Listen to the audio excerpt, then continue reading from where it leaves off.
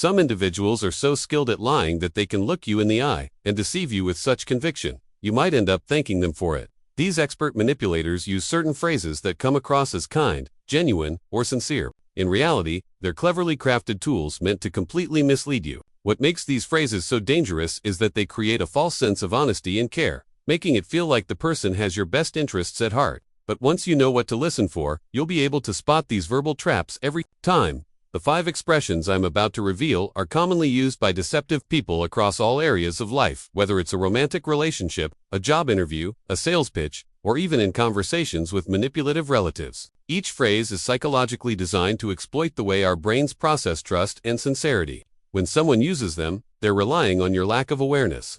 They're counting on you to fall for it because most people do.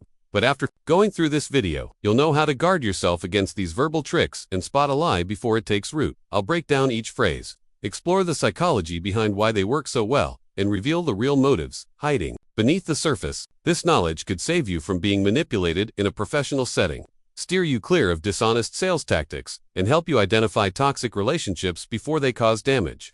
It's important to watch the entire video from start to finish. Each phrase builds on the previous one, so skipping ahead might cause you to miss key insights. If you're short on time, consider watching at 1.5x or 2x speed rather than skipping around. Let's begin with the first phrase that manipulators often use to deceive people, and, trust me, it might shock you. It's a line that sounds completely harmless, even comforting. It's so subtle that it fools even the most perceptive individuals. Imagine someone saying to you, "To be honest with you," or "honestly," or "I'm just being real." The moment you hear that, your brain automatically shifts into trust mode. You think, finally, someone's being upfront with me. But that's the exact reaction they're hoping for. Now ask yourself, when you're telling the truth, do you feel the need to announce it beforehand? If I asked you what color your shirt is, would you say, "To be honest, it's blue," or simply respond with, "It's blue"? Exactly. Honest people don't usually feel the need to preface their truthfulness. When someone leads with "honestly," it's often a psychological trigger, verbal disguise meant to disarm your skepticism. It's like holding up a glowing sign that says, "Trust me," right before delivering a lie. What makes this tactic even more effective is how our brains are wired. Certain words, like "honestly," trigger an automatic response where we lower our guard. It's almost like a built-in trust switch gets flipped without us even realizing it. Manipulators understand this, and they use it to their advantage. That single word can momentarily bypass your critical thinking, creating a window of vulnerability they're ready to exploit. In many cases, this phrase is used as a shield to block your doubts. Think about a job interview where the employer says, "To be honest, this role has amazing growth opportunities." It sounds sincere, but what they may really mean is that the position offers little to no advancement. They just need someone willing to accept the conditions. In relationships, the phrase can be even more manipulative. Someone might say, "Honestly, I've never felt this way about anyone," when they've said the exact same thing to multiple people. It's meant to make you feel valued and one of a kind, when in reality, you're just another stop on their emotional carousel. Salespeople, too, are notorious for this. They'll look you in the eye and say, "I'm going to be honest with you, this is the best deal you'll find," moments before pushing a product that's wildly overpriced. It gives the illusion they're breaking protocol to do you a favor, when in fact, they're just following a rehearsed script designed to close the sale. Scientifically speaking, certain words light up trust centers in the brain. Researchers have discovered that terms like "honestly" act like psychological cues, triggering a response that makes you more receptive to what comes next. It's like there's a mental button labeled "Believe this," and manipulators know exactly how to push it. As soon as they say "honestly," your logical thinking steps aside. That's when the lie slips in unnoticed. Asterisk, asterisk. Now here's where the reverse psychology really kicks in. The people who are genuinely honest rarely feel the need to declare it. They simply tell the truth and let their words speak for themselves. It's similar to someone who's truly confident. They don't constantly need to say they are. They just are. Those who keep claiming it often lack it altogether. That brings us to the first of 5 powerful insights that could dramatically shift how you view the people around you. When someone begins a sentence with phrases like, "To be honest with you," "honestly," or "I'm just being real," it should set off a quiet alarm, not because they're guaranteed to lie, but because sincere people don't feel the need to advertise their honesty. Next time you hear it, pay attention to their body language. Authentic honesty is usually accompanied by relaxed posture and steady eye contact. On the other hand, fake sincerity often reveals itself through nervous gestures, fidgeting, avoiding eye contact, or touching the face. Their body is betraying the truth their words are trying to conceal. Let me share a real story that perfectly illustrates this. Someone I know had a friend who repeatedly said things like, "You know, I'd never lie to you," or "I'd never do anything to hurt you." At first, it felt comforting. I mean, who wouldn't want to believe that someone cares that deeply? But over time, that friend started asking for small loans, just a bit here, and there always with the same warm-sounding reassurances. I'd never take advantage of you, or I wouldn't ask unless it really mattered. Each time, those phrases felt like a comforting embrace. But months passed, and not a single dollar was returned. When finally confronted, that friend acted offended, almost wounded. How could you even think that? I told you, I'd never lie to you. And suddenly, that one soothing phrase now felt like a punch in the gut. That's when the truth hit. People who actually care about you don't need to keep reminding you. They show it through actions, not constant verbal assurances. This leads us directly into the second manipulative phrase that's more common than you might think. When someone says, "I would never lie to you," or "you know I would never do that," they aren't calming your doubts, they're trying to convince themselves they're trustworthy. Right before they break that very trust, ask yourself this: do the truly loyal people in your life keep reminding you how loyal they are? Of course not. They just behave in a loyal way. That's the key difference. But manipulators know that repeating a message enough times can make it stick even when their behavior contradicts it. This tactic is known as overcompensation. It's like someone nervously saying, "I'm not scared," while trembling. When a person feels guilty, whether about what they've done or what they're planning to do, they often go out of their way to appear honest. Their guilt drives them to oversell their trustworthiness in hopes you won't notice the truth underneath. In toxic relationships, this phrase becomes a form of control. A partner might say, "You know I'd never hurt you," right after doing something incredibly hurtful, and then you start to doubt yourself. Maybe I'm overreacting. You think they said they'd never hurt me. That's exactly the trap they want you to fall into. This behavior isn't limited to personal relationships. It's rampant in professional settings, too. A manager might say, "You know I'd never throw you under the bus," moments before, blaming you in front of the entire team, or a coworker might insist, "I'd never steal your ideas," while already preparing to present your work as their own. And the scariest part, this phrase creates an illusion of closeness. It gives off the impression that there's a deep, unshakable bond, one where trust is assumed. But real trust doesn't need to be declared. It's proven consistently through honest actions over time. What makes this phrase so psychologically powerful is that it triggers guilt in the listener. It makes you feel like a bad person for even having doubts. Your brain tells you, "They're right, I should believe them. I'm probably being paranoid." That guilt stops you from asking difficult questions or pushing for accountability. It's emotional manipulation dressed up as comfort and reassurance. And this pattern shows up in families just as often as anywhere else. A parent might say, "You know I only want what's best for you," while steering you toward a career you can't stand. A sibling might say, "I'd never ask if it weren't serious," even though they've just spent their entire paycheck on unnecessary purchases. Asterisk, asterisk. Here's the uncomfortable truth. The people who try the hardest to appear trustworthy are often the ones you should trust the least. It's no different than someone constantly bragging about how humble they are. Genuinely modest individuals never feel the need to advertise it. And that brings us to the second insight that could spare you from years of manipulation and emotional stress. If someone keeps reminding you how they'd never lie to you or hurt you, take it as a sign to stop listening to their words and start paying close attention to their behavior. Real care doesn't come in the form of repeated reassurance, shows up through consistent, genuine actions. And if this message is already making you reevaluate certain people in your life, now might be a good time to hit that subscribe button. Insight like this isn't something you come across every day, and we've only just begun. What comes next could permanently shift how you handle uncomfortable conversations for the rest of your life. Now, imagine having a magical ability to erase your wrongdoings just by pretending you don't recall them. Sounds absurd, right? And yet, that's exactly the tactic many manipulators use with alarming success. The third phrase in our list is one of the most frustrating and effective tools in their playbook. I don't remember. Someone does something wrong, you bring it up, and suddenly they've caught the most convenient case of memory loss you've ever seen. That simple phrase becomes their invisible shield against accountability, while somehow making you feel like the villain for remembering the details. Here's where it gets even more telling. These same people who conveniently forget their own mistakes seem to have perfect recollection when it comes to every good deed they've ever done. They can list every favor, every kind gesture, every supportive moment, but when it comes to broken promises or bad behavior, nothing. Their memory works like a curated highlight reel where they're always the hero, and their flaws have been edited out. You'll start to recognize this pattern once you've seen it a few times. Maybe someone borrowed money from you, and months later, they act like the conversation never happened. But bring up the time you forgot to call them back, and suddenly, their memory is sharp as a blade. In the workplace, this same tactic plays out in subtler ways. A coworker might forget the deadline they agreed to, the meeting they skipped, or the task they promised to complete, but they never forget to take credit when things go right, or to remind you of the one time they helped out. The psychology behind this selective memory is fascinating. These individuals aren't truly forgetting, they're choosing what to remember. It's like they have an internal editor who removes every scene where they look bad and saves every moment where they look good. And that's what makes this phrase so dangerous. When someone says, "I don't remember," it places you in a no-win situation. You can't prove what someone remembers, and pushing too hard only makes you seem confrontational or unreasonable. Worse still, this tactic allows them to subtly rewrite history. Conversations you clearly recall suddenly never happened. Agreements you both made are now up for debate. Promises they failed to keep have mysteriously vanished from their timeline. Over time, this gaslighting effect can make you question your own memory and even your sanity. But once you start spotting the pattern, everything becomes clearer. These individuals remember anything that serves their interests and conveniently forget what doesn't. They recall every time they were slighted, but not when they were in the wrong. They remember when you owe them but draw a blank when the debt is theirs. You see this behavior in legal disputes all the time.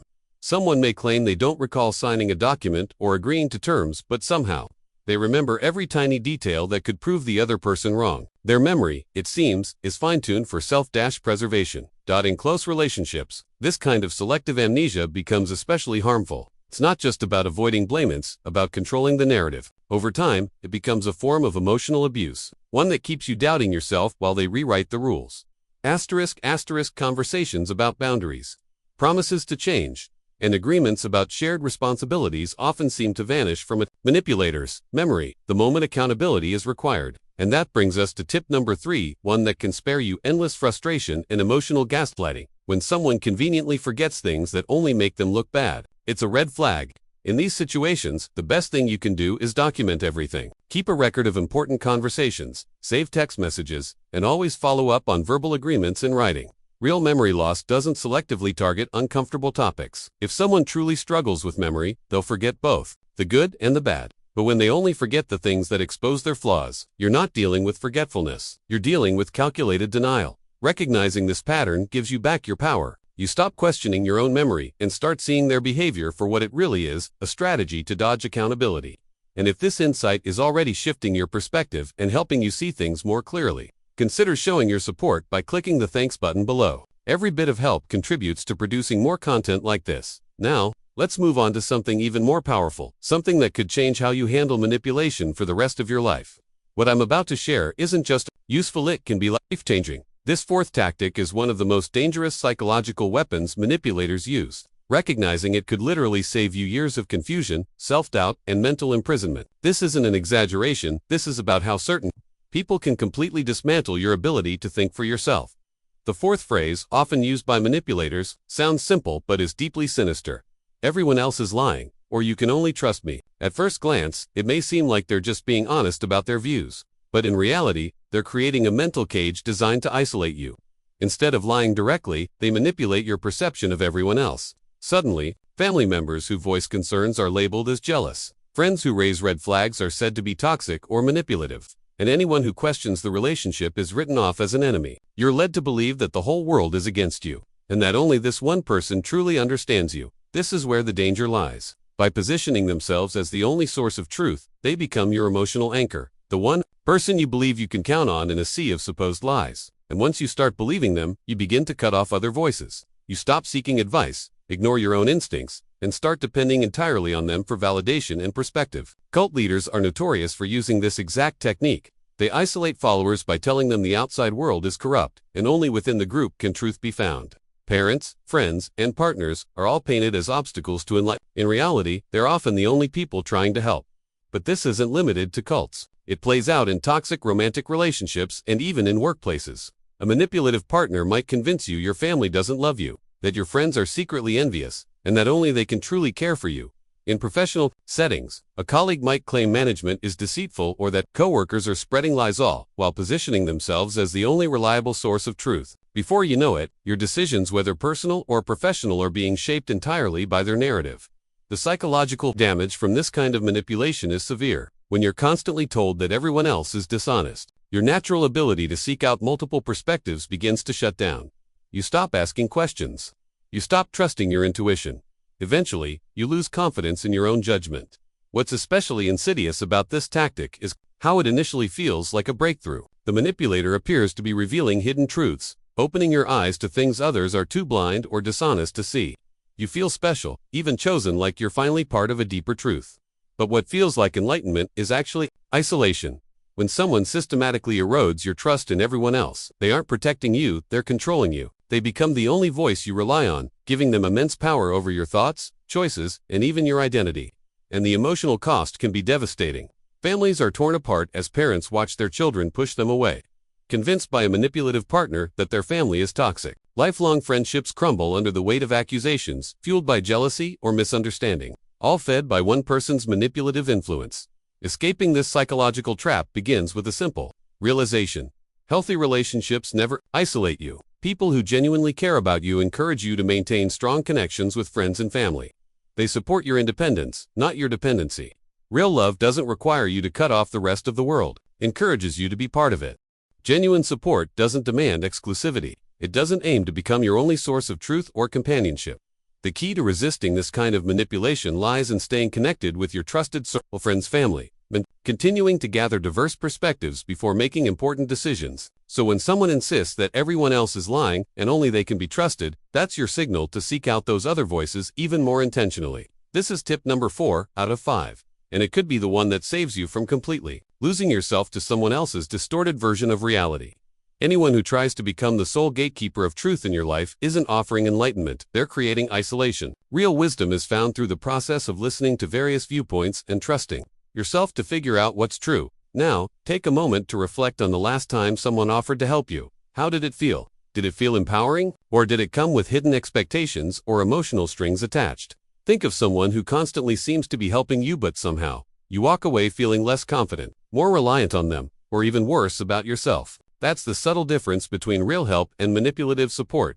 And that leads us to our 5th and final phrase, which may be the most dangerous of them all because it wears the mask of love and care. When someone says, "I'm only trying to help you," or "I'm just looking out for you," your instinct might be to feel thankful. After all, who doesn't appreciate someone who wants to help? But here's the truth. Authentic help uplifts and empowers, while performative help fosters dependence and control. Look closely at how this shows up in your own experiences. Has someone ever helped you in a way that left you feeling incapable or undermined your confidence? Have you noticed that certain people's help seems to create more chaos or confusion than clarity?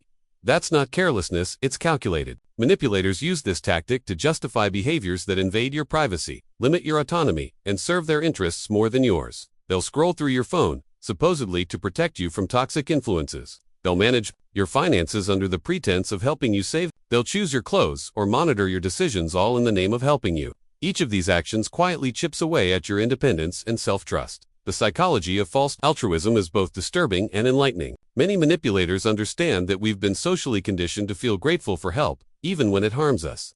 We're taught to say thank you even when someone's support leaves us doubting ourselves or feeling trapped. Scammers rely on this very principle. They frame their schemes as helpful, promising to help you save money, avoid taxes, or grow your wealth. "I'm just trying to help you make smart investments" sounds far more comforting than "I'm trying to steal your money." In toxic relationships, the same manipulative logic is used to justify restrictions and control. A partner may cut you off from your friends to save you from drama, or quit their job to spend more time with you. What seems like care is often just another way to tighten control, even in the workplace. This tactic shows up disguised as professional support. A boss might assign you more tasks to help you grow, or a colleague may exclude you from important meetings to protect you from pressure. But more often than not, these gestures end up serving their interests more than your own. So, how do you tell the difference between authentic and manipulative help? Real help begins with consented, asks you what you need, and respects your response. Fake help tells you what you should need and gets defensive if you disagree. Genuine support boosts your confidence and capabilities. False support keeps you reliant and unsure of yourself. The red flag becomes clear when someone gets upset because you don't accept their help. Genuine people won't guilt-trip you for declining their assistance. Manipulative ones will make you feel ungrateful or accuse you of rejecting their care. And perhaps the most insidious aspect is the guilt it creates inside you. You start thinking, "They're just trying to help. Why do I feel bad for questioning that?" That inner conflict prevents you from setting boundaries or saying no even when their help feels more like harm. Reflect on the people in your life who have truly helped you grow. Their support likely made you feel stronger, more capable, and more yourself. Now compare that to those whose help made you feel smaller, limited, or dependent. Once you recognize the difference, it becomes impossible to ignore. Often, even family members use this phrase to justify overstepping. Parents may try to control their adult children's lives under the guise of protecting them from mistakes. But genuine love doesn't seek to dominate, it encourages growth, trust, and autonomy. Asterisk sometimes. Even siblings will share your private information under the guise of helping the family understand. But that kind of help often becomes a cover for violating your privacy and autonomy. True support doesn't come with hidden strings, expectations for obedience, or demands for gratitude. Real help honors your right to make your own choices, even if those choices don't align with what the helper would prefer. It lifts you up instead of making you feel incapable or dependent. So here it is, our fifth and final tip, and it could fundamentally transform the way you manage your relationships. If someone's help consistently leaves you feeling diminished, more reliant on them, or unsure of your own decisions, that's not support. That's control, masked as care. Give yourself the freedom to question someone's intentions, even if they insist they're only trying to help. Your autonomy and self-trust are too valuable to give up in exchange for someone else's version of assistance. Now that you're aware of these 5 manipulative phrases, you can't unhear them. Every time someone tries to use these tactics, you'll be able to spot them for what they really are. And the truth is, once you recognize manipulation, it loses its grip on you. These techniques work because they exploit your most basic human needs, your longing for trust, safety, and connection. But now, you're equipped with insight. You understand that when someone insists they're being honest, it's often a sign they're not. When they overpromise that they'd never hurt you, it's likely they're preparing to. When they conveniently forget crucial agreements, they're dodging accountability. When they insist everyone else is dishonest, they're isolating you. And when their help makes you feel weaker, it's not help, it's control. Your mission now is to trust your inner voice when something feels wrong, even if you can't fully explain why. That tight feeling in your gut when these phrases show up, that's your internal warning system sounding the alarm. Listen to it. You don't need to justify or explain your boundaries to people who repeatedly cross them. You don't owe your trust to someone just because they demand it. You don't have to accept help that doesn't actually help, and you certainly don't need to isolate yourself from others just because someone claims to be the only one telling you the truth. Start practicing these skills daily. The more you use them, the easier it becomes to detect manipulation and shield yourself from it. Share this knowledge with people you care about because manipulators rely on their targets being unaware. Here's the truth. After hearing this, you have no excuse to fall for these psychological tricks. Again, you're informed now. Going back to your old patterns of ignoring red flags would be like understanding that fire burns and still choosing to touch it. You're wiser than that. You deserve relationships rooted in real respect and honesty and not emotional games. The YouTube algorithm has already lined up the perfect next video to deepen your understanding. Click it because it's designed to help you right where you are. Keep educating yourself, keep strengthening your boundaries, and never stop protecting your peace from those who see your trust as something to exploit, not something to honor.